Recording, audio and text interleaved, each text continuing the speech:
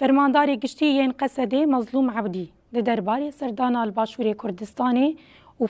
فرما دهوکش اجانسا مزوبوتامیای را آخوی.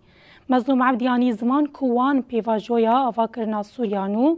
و مجار آبوری برای دارین باشوری کردستانی را نقاش کرد. مظلوم عبدی دبیجه ام باور دکن افدید تیکلیه میه باشوری کردستانی را به بدست بکنو و پیشکتینان چپکه. ام هیوی دکن دمین پیشی آمده هیئتا کنفرانسای کیتیا کردی بهترجی اکتیو به. سردانه گرینگ دیبینه جبر کو ام وکی دست پیک پیواجوی کنه دیبینه.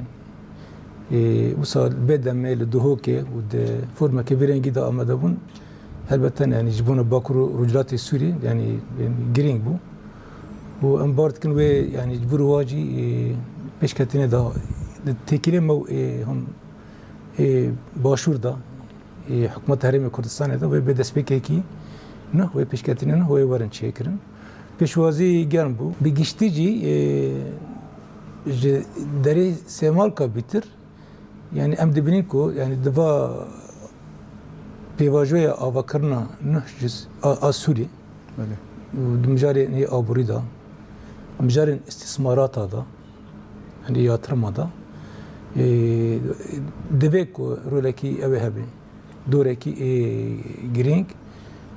başuri Kürdistan'ı Herema Kürdistan'ı hebe berku em cirane hevdene ve yekşen bre hevdene tava hizi siyasi Kürt Hiro peşvazi yani pevajoy açtı al Bakuri Kürdistan'ı Kureyber apu peşkısti dikin. Ama met konferans edici. Aynı zaman herkesi aynı zaman az bartkim ava be yani benge ki xortçi bona yekite tavayı hezi Kürdistan'ı. O teybet ev müjdaraj hata yani tavayı havetini veda hata zaman و اما وتندي اوا كان زكمنك اريني تavayı همه هزان ما ديت دسا مجارة روجافي كردستان أو مجارة كما علاقة دار ذكي وكي وجه ديت لودر كي نونرين إيه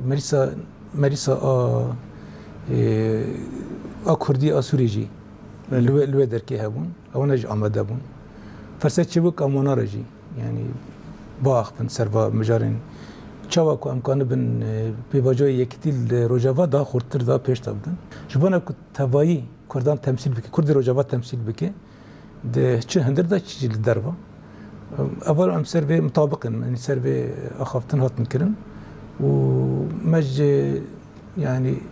برای خو باشور ما وان خاص اونا جوهر دا آری کاربن بگشتی جی ام هیوی دکن کو ودم پیشه مدا يعني اف هيئتين كوج كونفرنسا يك ريزيا هيزين كردي الرجاوة دركت بيتر اختيف ببن